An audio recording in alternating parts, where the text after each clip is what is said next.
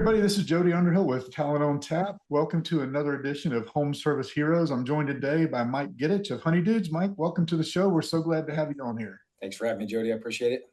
Yes, sir. So basically, we're titling this The Secrets Behind the Honey Dude Success. So really want to talk about, if you could just tell us a little bit of the story, because when you and I met, it was like 3 years ago. You had a different name. It was MDG Services. See, nobody knows. Yeah. So that, I remember when I said that, it was like, what is it? You said that's part of the problem.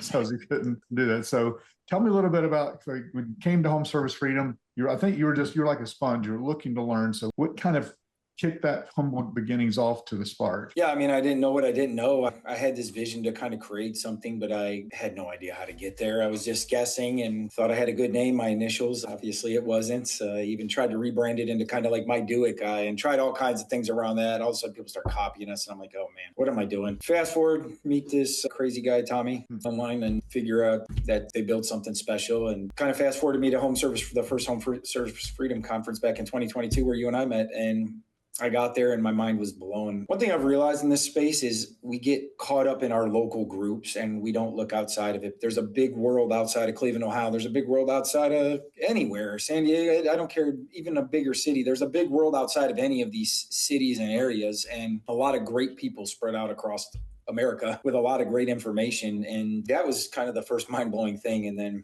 I'm going booth to booth and just really trying to get as much information as possible and understand really how this works. We had started to implement the manuals, so I already knew Al, and I kind of was introduced to some of the names of the companies and kind of some of this process, and just introduced, meaning Al will say, this is kind of how it works. But that really was mind blowing. And that's kind of what kicked it all off, was that October of 2022. You know, I can remember when you came up, we had a booth there. Remember you came up.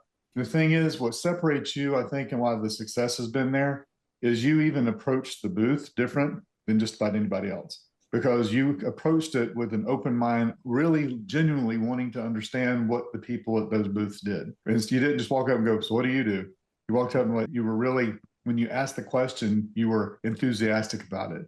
You know, you said, no, I don't think I'm ready for this. I don't know. But because the thing is, it was still the enthusiasm came through anyway. And so with that, you were embracing the best practices.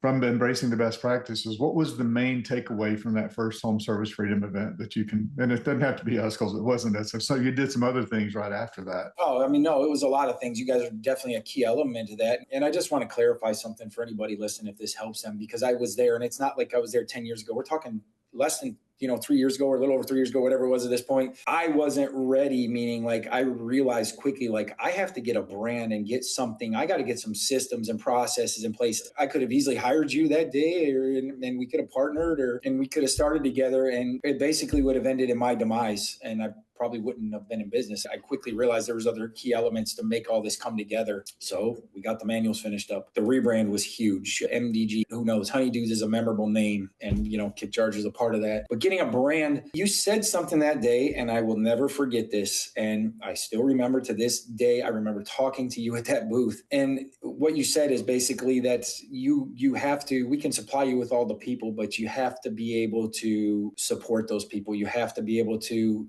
I don't remember exactly, but you had to be able to embrace that. That did hit hard. And I realized I didn't have a brand to do that. And I realized, okay, great. You guys hired 10 people for me, or, help me to find 10 great people. I bring 10 great A players into my organization. I looked around my shop. I had to look around, and I had to look right here at me and the way I was operating. I was unsteady in the way I was operating. I know every business owner out there at this level can relate to. You come in with the best intentions, then the anger sets in, then the fire set in, and we are not the best version of ourselves. Maybe even start yelling at people and having meltdowns. And you're beat by the end of the day, and you rinse and repeat this cycle for years on end sometimes. So tell me a little bit about the rebranding process, because obviously you rebranded with Dan at Kick Charge. And so was there anything part of it that was like a little bit scary, or how did that whole process work? I mean, all this is scary. Prior to going to that conference, I knew other businesses around here. Oh, this is the way you do it. And my whole life in the trade, you've been told this is the way it is. This is the way it is. And more so in the Cleveland market, you didn't see too many wrap vehicles. There was a few around here, but you really didn't see any a couple of years ago. And even now, 3 years later, you don't see a ton. You see more, but not a ton. So yeah, it was definitely scary. We're changing the complete name. The people I'm leaning on are people with zero experience in this. And I'm talking back here, not in the, from home. freedom in the trades. And they're, oh, don't do it. What are you doing? Don't change your name. That's stupid. Now they're like, oh, that's the best thing you ever did. Well, thanks. I wasn't asking, but yeah, it's scary. You change your name. At the same time, it's a little scary because you realize you have to make big changes. And Dan alike, as we were waiting to that rebrand process, says, get your house in order so you can live in this brand, because I could give you the best brand ever. If you're not fulfilling that piece of what you promised to fill through your team, Right. through the that your clients, it doesn't mean anything. And so going through that, because if you did the brand, came up with the name, and then you have to wrap the vehicles. And so what has life been like now that it's been, almost 2 years in the brand with the wrapped vehicles? And what has that felt like now that when you come in and you see those trucks sitting out there and you see them when you pass them yourself on the road? How does that feel? I mean, it just gave me goosebumps. It feels amazing. Now you can live in that brand as well. I started acting differently. They started acting differently. That team comes in, as you can see, my office, but our new facility is amazing. We have a training center now, and we just quickly started living a little differently. It's not that these men and women have changed necessarily. Of course, yes, they've changed, but they are aware of who they were. But this allowed them to start seeing the vision. It allowed them to start seeing that we're a team of action and we are trying to make things better. Our office space, our trucks, everything has changed overnight almost, it seems like. Yeah, as it does whenever you start to live the brand, it makes it easier. Plus, it's consistent everywhere, right? The colors are the same, the fonts are the same. Everywhere you go, everything looks exactly the same, and that's what becomes memorable because they see that, and that so from that standpoint. So you did the rebranding, and so after the rebranding, how did the growth go from there? You got the trucks, you got them wrapped, the guys have the uniforms on. What was the thing that helped you get to that next step? Because you did grow, you've grown rapidly there in Cleveland, you've expanded. How do you know when the right time to do that was? I didn't. I think there for a while, I kind of still got caught in a little bit of linear growth and went tit for tat, lose a person, hire a person, lose a person, hire a person. And we expanded into Pittsburgh and tried greenfielding there. It's going well. We're learning lessons. But I think like anything in this business, you have to just go for it and stop saying, what if it doesn't work? What if it does work? And you got to set bigger goals. And I think as we've really been working together now with you and Deidre and the crew, you guys have pushed me past a little comfort zone. Like we're going to start hiring 5 to 7 a month consistently. It's never going to stop now. And I'm like, oh man, but I only want it. Nope, this is the way. Just to push past that little bit of comfort zone is good. So whenever you did decide to expand, how did you choose where to go? Well, I mean, first off, the expansion started in our own home market. You don't realize how much you're not touching. It's really easy even to get Honey Dudes and think, oh, everyone knows about us. Nobody even still now knows about Honey Dudes, believe it or not. Yes, there's a lot of people know about Honey Dudes, but there's still a lot of room for growth right here in the Cleveland market. Why I chose Pittsburgh was because it's a couple hours away. It's a different state, but it's testing our systems and processes, as Al would always say, to make sure that your hub shop is 100% solidified. And it's testing those processes back and forth to make sure how that dynamic works back and forth. So, and it's a decent sized market. Oh, it's going to be, I could essentially be bigger than this market when it takes off. So it's a good market. It's a good sized market. 2 factors, if this helps. One, what are you servicing? Are you HVAC, plumbing? I mean, I think it matters what you're in. Right. For me right now, there's a need everywhere, but also you have to just take a deep breath and go, am I really owning the market I'm in? Because even in the Cleveland market, we can open an East and a West division. There's a need for that. So you could test your hub and spoke shops right inside your own market. And maybe looking back at it, I would have done that, but you know how I am. I'm more of a go for it all at once. So. All in, right? Just push all the chips to the middle of the table. And so with that, you mentioned a training facility. So tell me about how you went about that. As a training facility there in Cleveland and you bring people in Pittsburgh over? Is it Pittsburgh? Do you have in both places? How does the training facility work? Well, I think we're learning that you have to have some sort of training in both. But the nice thing with Pittsburgh being a couple hours away, we can bring everybody back here. But really how it started, and I hope this helps anybody who's viewing this, don't make it perfect. We threw up a wall and a door and a few little things. And that's what really, we were doing nothing. So we started with one wall. I finally just said, hey, put something up and start there. We had all these drawings for, a year. And now it's morphed into, we have a full scale house here. It's a 500 or 600 square foot house with plumbing, electric, everything. It's a full scale house so we can train in. We're getting ready to launch our first training academy here at the end of summer. So that's awesome.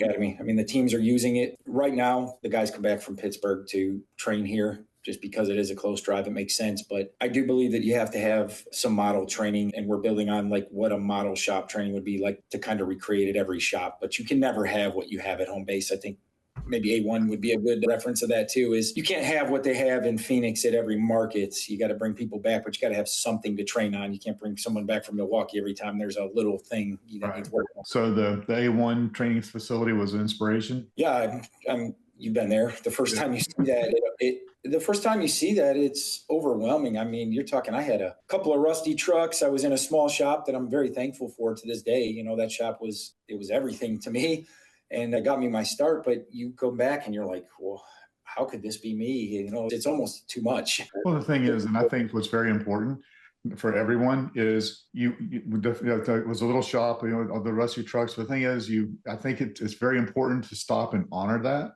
because if that's what got you to where you are today, and it's never like, I can't believe that it was so, but it's like, that's what caused you. That's what gave you that start. And I've always been, taught that whenever I move on to the next thing, it's like, I left a 30-year career at a Fortune 250 company. It's funny, people say, oh, it's too bad you weren't at Fortune 500. I'm like, the number's smaller, the company's bigger. But when I left there, the person that I was talking to said, you need to, I was ready to go. I'd had enough. I wanted to do something else. And I could tell people that the worst day doing this was better than the best day at the power company. But that person made me stop and honor the fact of how much that company gave me, and whenever I've taken that next step. And that was a great lesson. So like you said, when you say that, it just brings that up for me. It's like, honor the fact that you had that small shop and you had those rusty vehicles, because that you still stuck with it and you did it with that. Now imagine with all the new things that you have. And so you mentioned A1 and then the training facility. So there, I mean, like I said, hats off to Tommy, because he has really helped people see the things that they need to do. And from that, when you walk in there, I mean, you saw both versions, right? You saw it whenever it was in the warehouse, and now you see it where it's the air conditioned training facility. And it really does it inspires a lot of people whenever they go there. And what I recommend to anybody that ever gets a chance, even if they don't go to Home Service Freedom, which I highly recommend, and I know you do too, it's, go to a shop tour. It's not hard to get lined up. They'll go through there and see what it looks like. Yeah, 100%. I mean, you have to see something that almost seems unobtainable to get that. And now I know, I could easily be the size, if not greater than A1 if I want to be. And that's the direction we're headed. I can build this to anything I want to be. It is all obtainable. Why not you? I think that's something else you fall into. Is like, well, one thing I've learned is it doesn't matter what size you want to go to. These guys compare how many trucks you have. Oh, I want to get to where you're at. Well, be careful what you wish for, because where I'm headed is a whole different animal, and maybe that isn't what you want. And it requires a whole different set of grit and fortitude, but also know that you can make anything you want and be anywhere you want. If you're happy having a good running, clean $10 million company, there's nothing wrong with that. Or happy being a good, clean $5 or $6 million company, there's nothing wrong with that. As well as I do, there's companies out there doing 20 or 30 million that are a mess. And there's guys out there doing $1.5 million that are like fine-tuned machines. It doesn't matter what size you are. It's what are you happy doing? What do you want out of your business? And that's what it really comes down to. Yeah, one of the things that I remember was looking back at your training facility, because you can show people so many videos or do little demonstrations, but having that training facility there, it kind of brings me back to one time somebody told me, it's like, you can't teach a kid how to ride a bicycle in a seminar. Right? You actually got to get on it. You got to pedal it. You got to figure it out. You can tell all about the concept, but until you actually put your hands in there and able to do it, that's how we learn. And that's how we remember those things, and where we do a good job when we go out to then do the work on those things. Action is everything. A great friend told me, when's the best time to plant a tree 20 years ago? When's the next best time today? I told somebody that today. Little did I know when we first met 3 years ago what that seed would plant, and that we'd be sitting here talking. If you would have told me 3 years ago that we're going to be hiring 5 to 7 months consistently over a 12-month period, and that's the goal, whether or not we hit that goal and a few fall off, whatever, it doesn't matter. The point is, I would have never believed that. I'd be like, no, I just need 1 or 2 here or there, tit for tat kind of thing. And soon it's probably going to be like, we're going to be running classes of 30, 40, and 50, and it's going to be even bigger than I imagined. And you're right, you have to enjoy where you are today, because at some point, even when I had those rusty trucks, I wished that I was there. And then I got there, and it's okay to get there and go, hey, this isn't what I thought, I want to move on. But I don't think we embrace enough. We all only get so many hours in life or in a day, and you got to enjoy the moments. Yeah, and you got to have those goals in order to know where you're going, right? Because it's the part of it. So then, with that growth, you've had to look at recruiting a little differently. And like you said, when you first came to us, it's like, you weren't quite ready. And some of those questions I asked, like, well, let you understand that it wasn't. And it's not right for everybody. You have to be in a position where you have the 4 elements. in order for your recruiting efforts to really be successful. The first one is branding. I can't say enough that, I mean, I think everybody should use Kickcharge, but even if you don't, you need to have great branding no matter what you do and how you do it. I don't think there's anybody better in the business than Dan. After branding, the next is your reputation. You have to have a great reputation. You got to have, you have to have reviews, and they need to be very good reviews. If you get to have 4 stars, you might as well, you're sinking. You have 4 stars on your Google listing. You got to have, got to be up there. After that, it's your, you mentioned the market size. Your available audience size has to be at least 500,000 people in a 30-mile radius. That doesn't mean if you're having smaller than that, you can't be successful, but you're not going to grow to get to the levels that you have unless you have an available market that's going to be able to use your services. And then the final one is your package, your pay package, how you pay, what your benefits are, and what the opportunity for growth is. And so that's the thing is like, stop trying to recruit people for a job and start recruiting them for a career, letting them see that, hey, I can come to work here. I can work here for 10, 15, 20 years, and I see a clear path to where I can get to. Because people don't come to work for your dreams, they come to work for theirs. And it's like helping them see that. And you've done an amazing job with that, with having it so that people see that, they see the branding, and it's like, yeah, I want to look at this. I want to see what this journey is going to be like. That is, so I raise my eyebrows. That's well put. The pay package was the big part we were missing. And I didn't fully understand that until really talking to you and Deidre and understanding that a little more of why that is so important. Tommy says this a lot. Jim says it in the Home Service Freedom Forums, but you have to be able to have basically a 6th grader go home and explain their pay package to a 6th grader. Not because your techs aren't smart and all that, but it has to be simple, because if it's past that, then it's like, oh, if you do this one thing and that thing, and oh my God, you just have to make it simple. It's not that it's not insulting anyone's intelligence. It's just to make it so clear cut that it's easy to understand and quick to understand. Like, hey, if I do this, I make this. If I do this, I make this. Boom, boom, boom, boom. If I hit this metric, I can, hit this. And that's an important key element I think that people miss. And I would too. Listen, a lot of mistakes, even after 2022 till now, every day, you got to be willing to get better and keep taking that action. But I don't look at it as mistakes. They're just their lessons. It's only a mistake if you don't learn from it. That's another good piece of wisdom. That is true. Yeah, 100%. Yeah, because it's, and looking at it, like I talk to people a lot and they're like, so explain your pay package. Like, well, it's this much an hour, but then after they meet this level, they get 2% on the job. And then after they do this next step, it's 3.5%. And they're like, okay, how much can they make? That's all we need to know. How much do they make when they start, and how much can they make? Like, oh, when they start off, like if you go back to looking at the A1 example, it was $18 an hour. I can't run ads on Facebook and Instagram that say $18 an hour because you get combative comments. So what we did is we shifted it to say, get paid to learn, $720 a week during training. It's the same thing as 18 an hour. It just sounds like more.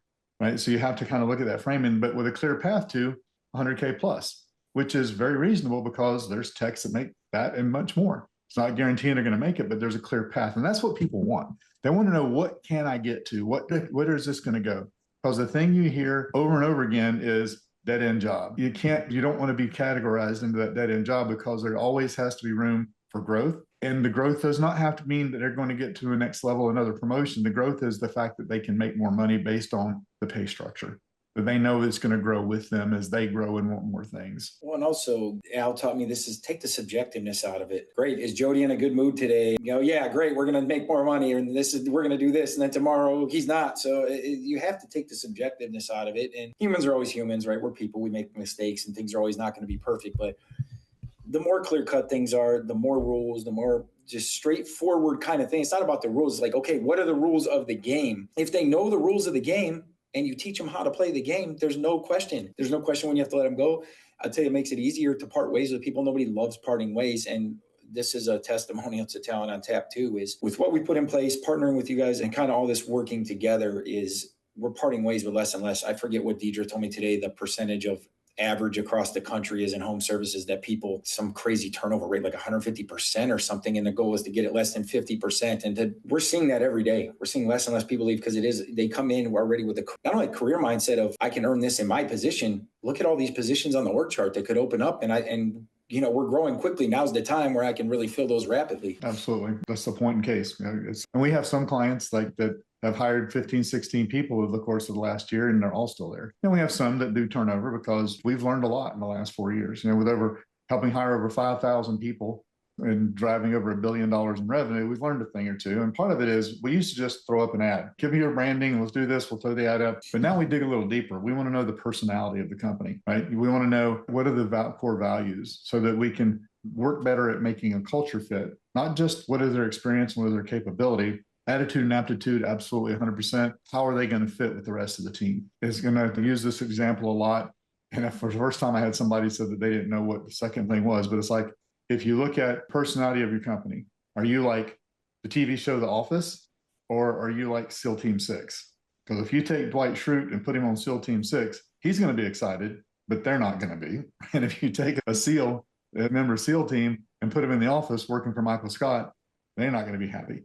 It doesn't work, right? So you want to make sure that you can't be perfect every time, but you can do a lot of groundwork up front, making sure that they're not going to just come in and be completely abrasive. Because when you do get that person that's not a fit and they drag things down, we affectionately call that a staph infection. You have to, and then what do you do with a staph infection? You got to get rid of it, right? So, from that standpoint, but it goes a long way to making sure that the retention starts during recruiting. And we're a firm believer in doing the best we can in order to make sure that's a fit. Does it work every time? Of course not. Nothing does.